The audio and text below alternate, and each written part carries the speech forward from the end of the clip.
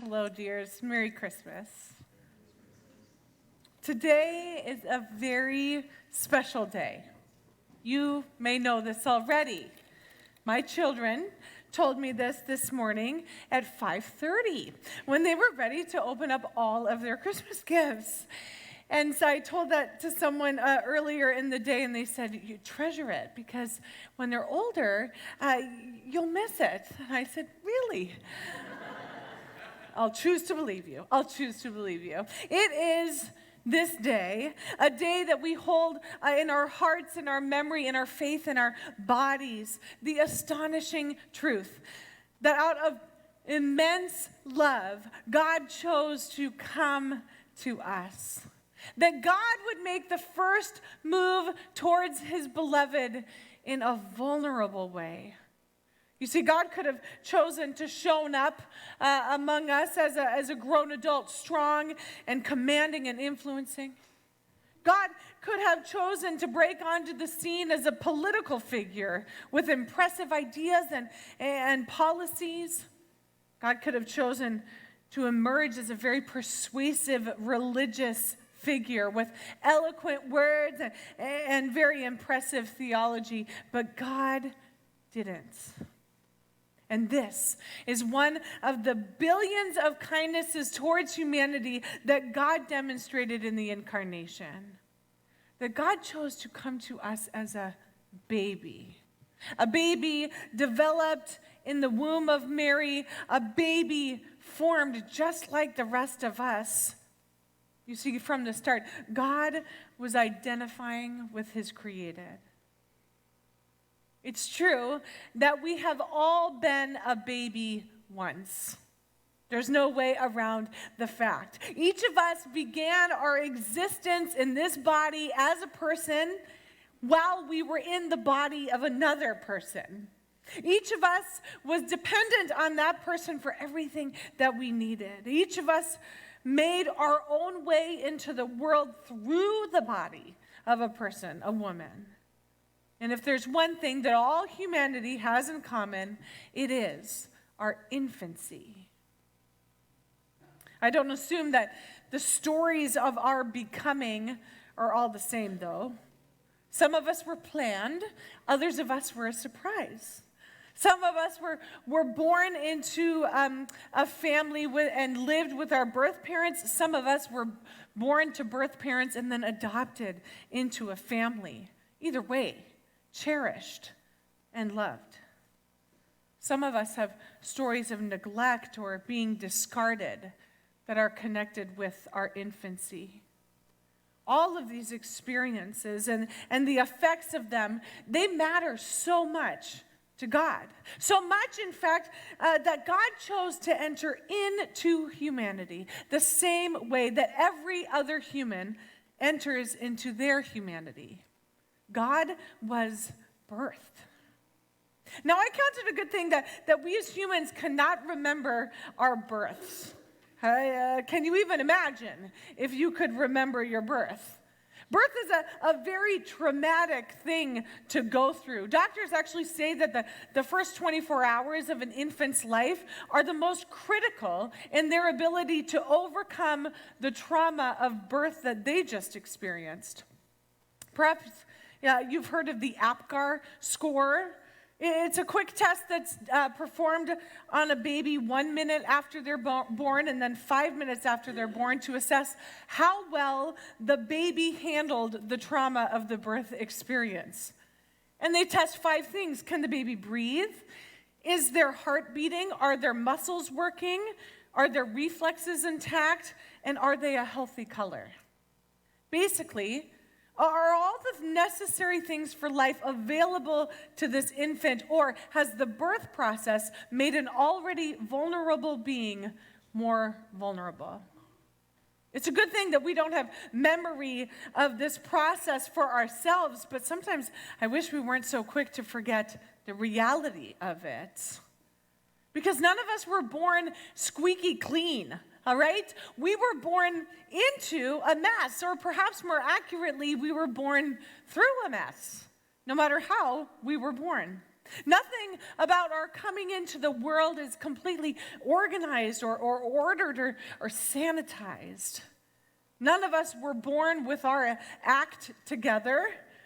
Each of us came into the world a flailing and vulnerable and needy and immature human. And Jesus was no exception. Jesus came into the world in exactly the same way that every other human has ever come into the world. Flailing, vulnerable, needy, immature. The God of the universe, the one by which we found our creation, the God who can and could do anything, chose the way of infancy and birthing to be made known to us. And what I find so remarkable, confusing even, is that it wasn't once Jesus became mature, or once Jesus got unmessy, or once Jesus was not vulnerable that he was then divine. It's actually that Jesus was both God and man from his very conception, fully divine, fully human, and in his vulnerability and need, he chose to be those things while he was divine and human, because we cannot separate those two. His divinity and his humanity chose vulnerability and neediness. I don't know about you, but this human has a tendency to push away vulnerability and need. This human often finds herself frustrated with my own immaturity, and then obviously frustrated with the immaturity of others. Maybe I'm in a club all by myself. I find these things to be a liability more than an opportunity. I consider these things within me and others the dangers of being human. But with Jesus, we get to consider them in a different way. With Jesus, we get to consider that these simply human experiences, ones that we've had even before we could even understand, could be the spaces and places for us to encounter God's presence with us, God's presence here and near. Luke 2 tells us about all the circumstances that surrounded the birth of Jesus. And when we read it, just like we read it, it's like, well, okay, there was a census, and then there was the stable and the manger. But really, what we're reading about is a mess. People were traveling to and fro because the government told them that they needed to return to their hometowns. Jesus' mother was young and she was unmarried. This is the ultimate sense of vulnerability in status and in her culture, and then also in her ability to provide for her baby. And the man in Jesus' mother's life was a good and steadfast and faithful and loving man, but we have no idea what is going on with their extended families, what they thought of this whole thing. And because there was so much going to and fro, Mary and Joseph had no place to settle once they got to Bethlehem. And so they were put in this like auxiliary space, okay? And it was no Airbnb. We can guess that it too was a bit of a mess. It's always like a storage room in a basement. You know, you've been down in those before, where you just put all the things that you think you're going to need eventually, and then, oh my gracious, we have to put people in there. Because the only thing that they could find in the storage room was a manger, and it was probably propped up against some other stuff. And so they put the baby in there. There was God in a storage room. God without a bed. God in the middle of a very big mess. And that's just it. God was in the middle of a very big mess. God was not dissuaded from the desire to be with his created because of the mess of the situation. Actually, God chose the mess. God chose the humanity, the humility, the vulnerability of it because it demonstrated the fullness of God's love. God was interested in loving us so much as to give God's self in exactly the places and spaces we would think that God would reject or refuse us in. God is so interested in loving us in our vulnerability, our immaturity, our need, and our mess. And God is not dissuaded in coming close to us in this way. And perhaps, I think, God comes especially close to us when we are vulnerable, immature, needy, a mess. This is the good news of great joy for all people because we have these things in common. And it's not just good news of great joy for us as individuals, me as a Britta. It is good news of great joy for communities and governments and agencies and activists. It's good news of great joy for those who thirst for justice, for those who are oppressed, for those who are the oppressor, for those who are neglected, for actually the powerful, for those who are disregarded, and for the ones that are very regarded.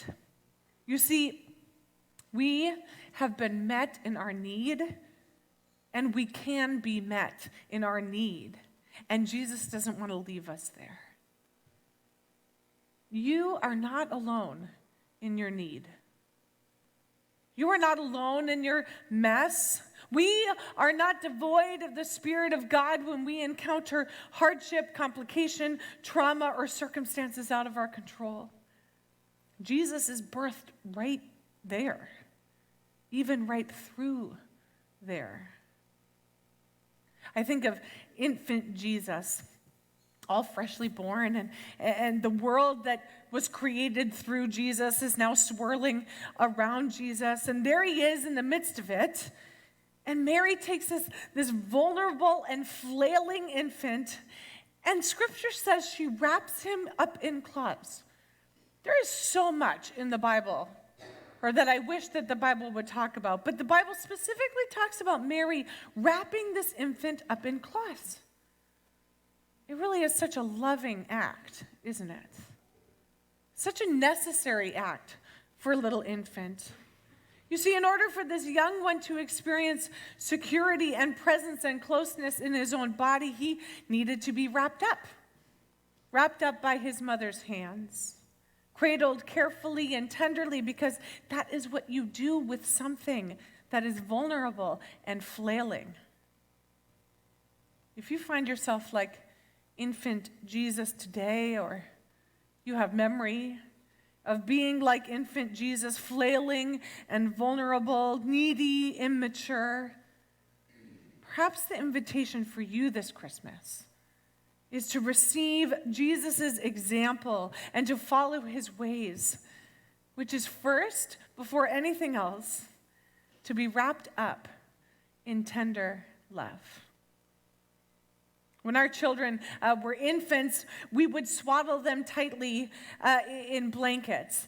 We were taught the whole method, and you flip and you turn, and hopefully you don't flail the baby while you're trying to swaddle the baby. But we've soon and quickly learned with our first that swaddling with blankets was just way too complicated, and so we got one of those swaddle sacks with Velcro. Oh, it just made it so much easier. We would tuck our son and then our daughter into them. We'd hold their arms down, and we would put the thing all around so they were all a big sack like this.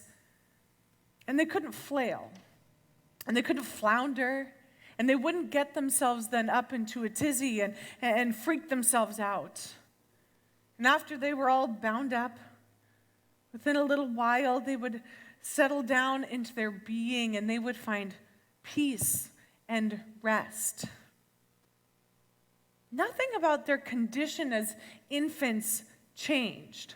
They were still vulnerable and needy. They were still immature and they were very messy. But they were wrapped up in something that helped them navigate the reality of their vulnerability.